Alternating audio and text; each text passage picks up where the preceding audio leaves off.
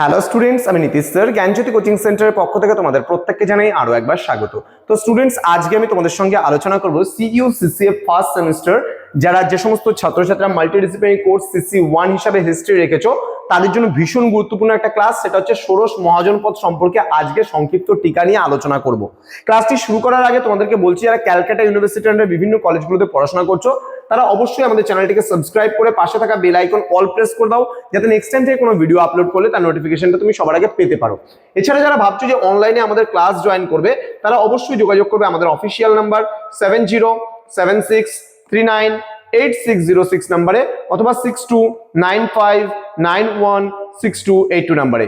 চলো শুরু করছি আজকের ক্লাসটা। কিন্তু তার আগে আরেকটা ইনফরমেশন তোমাদের দিতে চাই, আমাদের প্রিস্টিকল এডুকেশন গুলো প্লে স্টোরে অ্যাপ রয়েছে, তোমরা অ্যাপের মাধ্যমে সরাসরি কোর্স পারচেজ করতে পারো অথবা এই নাম্বারে ফোন করে ম্যানুয়ালি যদি তোমরা আমাদের সাথে কন্ট্যাক্ট করে কোর্স নিতে চাও তারপরেও কিন্তু নিতে পারো।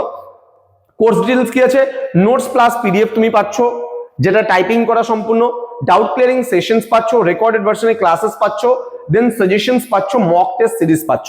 সমস্ত কিছু মিলে আমাদের এই কোর্সটা ডিজাইন করা হয়েছে তোমার একদম সামান্য কোর্স ফির বিনিময়ে। চলো শুরু করছি আজকের ক্লাসটি। ষোড়শ মহাজন পদ বলতে কি বোঝো? দেখো কি বলছে এখানটায়, যে প্রাচীন ভারতীয় সাহিত্যে জনপদ বলতে জনবসতি সম্পন্ন কৃষি এলাকাকে বোঝানো হয়েছে। কালক্রমে জনপদের অর্থ হয়ে দাঁড়ায় কোনো নির্দিষ্ট ভূখণ্ডে একটি রাজনৈতিক শক্তির উপস্থিতি। যেমন মনে করো জনপদ মানে জন মানে মানুষ, পদ মানে পা, অর্থাৎ মানুষ যেখানে পা রাখে সেই জায়গাটাকে বলা হয় জনপদ। ঠিক আছে, যেমন বৌদ্ধ গ্রন্থ অঙ্গুত্তর নিকায়, জৈন গ্রন্থ ভাগীবতী সূত্র, পুরাণ ইত্যাদি গ্রন্থগুলো থেকে কিন্তু ষোড়শ মহাজন পদের কথা জানা যায়। তো কি বলছে, সেগুলি একে অপরের সঙ্গে সংঘর্ষে লিপ্ত থাকতো, ফলে কিন্তু কোনো জনপদের আয়তন ও ক্ষমতা বৃদ্ধিকালে তা মহাজন পদের মর্যাদা লাভ করত। খ্রিস্টপূর্ব ষষ্ঠ শতকে ভারতবর্ষে মোট কি করা, আর্যা বর্তমানে ভারতবর্ষকেই বোঝানো হয়েছে, মোট 16টি মহাজনপদের, এখানে মহাসম্পদের হয়ে গেছে ভুলবশত, মহাজনপদ হবে এটা, হ্যাঁ মহাজনপদের, হ্যাঁ মহাজনপদের উপস্থিতি কিন্তু ছিল। এগুলি ষোড়শ মহাজন পদ নামে কিন্তু পরিচিত ছিল। ঠিক আছে, তার মধ্যে একটাই দক্ষিণ ভারতে ছিল, সেটা হচ্ছে এখানে দেখতে পাচ্ছ তোমরা অশমোক। ঠিক আছে, এছাড়া আমরা 16টা মহাজন পদের নাম কিন্তু অবশ্যই আমরা জেনে নেব। ঠিক আছে, তো এখানে 16টা মহাজন পদের নাম দেওয়া আছে, 16 মহাজন পদ, কিন্তু আমি তোমাদেরকে মনে রাখার জন্য একটা শর্টকাট ট্রিক্স দিচ্ছি। সেই ট্রিক্সটা কি, দেখো তোমরা একটা জিনিস মনে রাখবা, বৎসায়ন, ভি ফর বৎসায়নের কামসূত্র বলে একটা গ্রন্থ লিখেছিল, সেটা KAM কাম। ঠিক আছে, তারপরে ভূগোলের একটা ওয়ার্ড জন্য তোমরা জিপিএস নাম শুনেছো, জিপিএস তার সঙ্গে একটা সি লাগিয়ে দাও, হয়ে গেল ষোড়শ মহাজন পদের নাম। কি করে আমি বুঝিয়ে দিচ্ছি, দেখো কে দিয়ে 4টা নাম হবে, কাশী, কোশল, কুরু, কম্বোজ। এখানে খুঁজো কে দিয়ে, যে কাশী, কোশল, দেন খুঁজো এই যে কুরু নাম মানে কুরু এটাকে, আর হচ্ছে কম্বোজা মানে কম্বোজ। তাহলে কাশী, কোশল, কুরু, কম্বোজ কে দিয়ে 4টা, এ দিয়ে 3টা আছে, অবন্তী, অঙ্গ, অশ্মক। তাহলে এই যে অঙ্গ অবন্তী আছে, অবন্তী অবন্তী অশ্মক আছে, এই যে অবন্তী আছে, তাহলে অবন্তী, অঙ্গ, অশ্মক। দেন এম দিয়ে 3টা আছে, মগধ, মৎস্য, মল্ল। এম দিয়ে 3টা বাবা, এই যে মগধ, মৎস্য এন্ড মল্ল। এই যে মল্ল এখানে পাবা, মৎস্য পাবা কোথাও, এই যে মৎস্য। ঠিক আছে, এগুলোকে সাজিয়ে নিবা তাহলে তোমার সুবিধা হবে। দেখো কাম বৎসায়নের বি দিয়ে 2টো আছে, ব্রিজি এন্ড বৎস। কি বলছে, যে ব্রিজি, ব্রিজি আছে, এই যে বৎস আছে। ঠিক আছে, এগুলো সবগুলো একটা একটা করে নাম পাবা। G for Gandhara, P for Panchala, S for Surasena, C for Chedi. তাহলে গান্ধার কোথায় আছে দেখে নেবা, গান্ধার এই যে গান্ধার। তাই পি ফর পাঞ্চাল, এই যে পাঞ্চাল। তারপরে এস দিয়ে সুরসেন, একটাই নাম হবে এস দিয়ে, এই যে সুরসেন। দেন সি দিয়ে চেদি আছে, এই যে চেদি। হয়ে গেল কাজ কমপ্লিট। তাহলে আমরা মনে রাখবো বৎসায়নের কামসূত্র, কে দিয়ে 4টা মহাজন পদের নাম আছে, কাশী, কোশল, কুরু, কম্বোজ। কাম, কামের এ দিয়ে 3টা, অবন্তী, অঙ্গ আর অশ্মক। তারপর হচ্ছে আমাদের আছে এম, এম দিয়ে 3টা, মগধ, মৎস্য, মল্ল। ভি দিয়ে 2টা, ব্রিজি আর বৎস। জি দিয়ে গান্ধার, পি দিয়ে পাঞ্চাল, এস দিয়ে সুরসেন, সি দিয়ে চেরি। That's it. 16টা মহাজন পদের নাম অনেকেই লিখতে পারে না, যার জন্য আমি একটা শর্টকাট ট্রিক বলে দিলাম, এটা লিখে নিবা খাতার মধ্যে। চলো নেক্সট চলে আসবো আমরা পরবর্তী যে পার্টটার মধ্যে। এখানে কিছু রাজধানীর নাম বলে দিয়েছে এবং আমরা দেখে নেব ম্যাক্সিমাম। দেখো মহাজন পদগুলোই কিন্তু উত্তর ভারতে, অর্থাৎ বিন্ধ্য পর্বতমালা যদি ধরো, বিন্ধ্য পর্বতমালা ভারতকে 2 ভাগে ভাগ করেছে। উপরের ভাগটাকে বলি আমরা উত্তর ভারত আর নিচের ভাগটাকে বলি আমরা দক্ষিণ ভারত।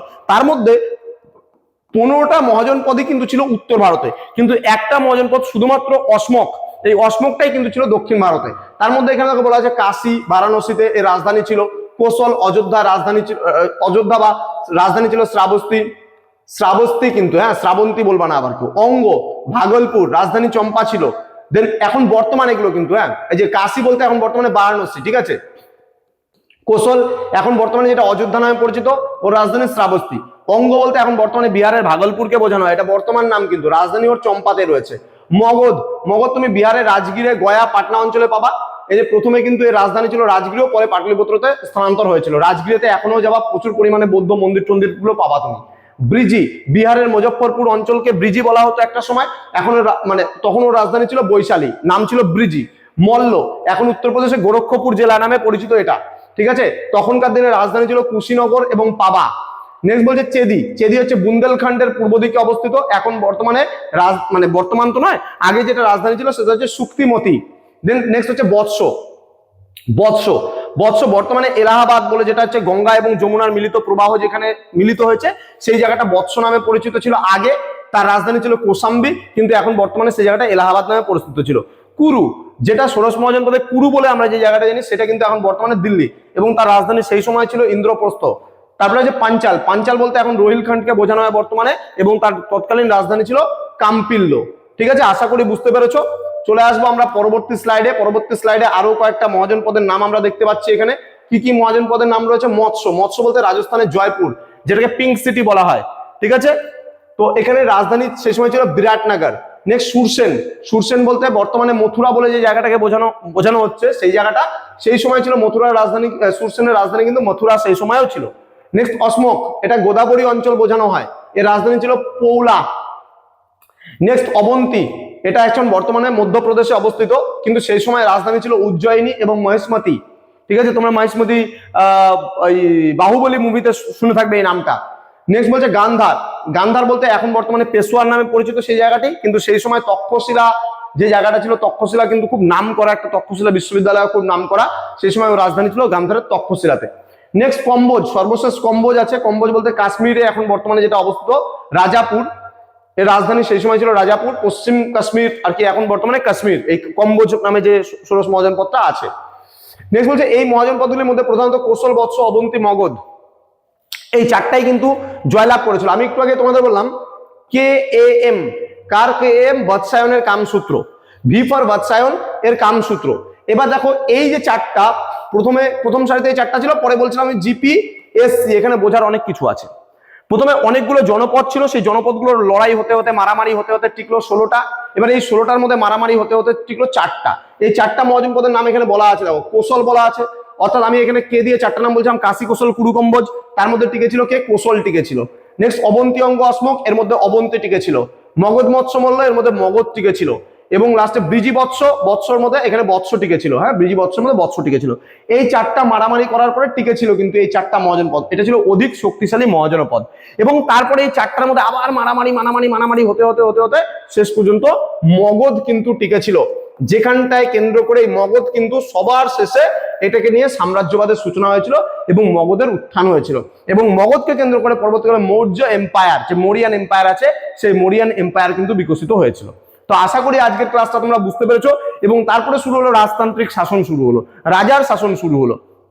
তো পরবর্তী ক্লাসটা আমি নিশ্চয়ই তোমাদের জন্য নিয়ে আসবো মগধের উত্থানের কারণ, যে এতগুলো মহাজনপদ ছিল, 16টা মহাজনপদ, এত এত জনপদ ছিল, কিন্তু সবার শেষে এই মগধকে কেন্দ্র করে কেন সাম্রাজ্যবাদের সূচনা হয়েছিল এবং মগধের উত্থানের কারণটা নিয়ে কিন্তু আমি লাস্ট ক্লাসে, মানে পরবর্তী ক্লাসে আলোচনা করব। ঠিক আছে, এখানে বলেও দিয়েছে দেখো যে আর্যাবর্তে মানে ভারতবর্ষে আধিপত্য বিস্তারের উদ্দেশ্যে দ্বন্দ্বে এরা প্রত্যেকেই লিপ্ত ছিল।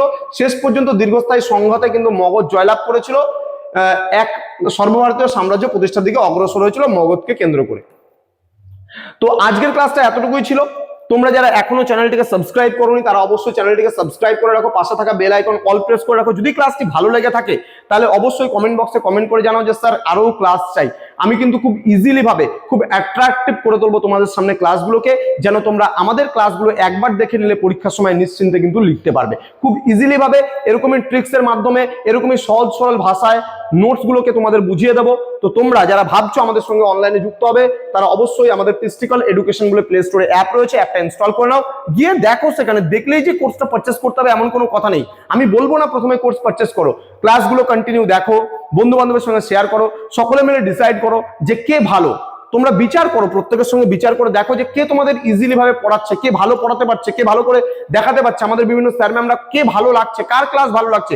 ইন্ডিভিজুয়ালি তোমরা গিয়ে সেখান থেকে কোর্স পারচেস করতে পারো। ঠিক আছে, চলো দেখা হবে খুব তাড়াতাড়ি আরো একটা নতুন ক্লাস নিয়ে তোমাদের সঙ্গে। তোমরা প্রত্যেকেই ভালো থেকো, সুস্থ থেকো। Thank you so much, thanks for watching after all, thank you.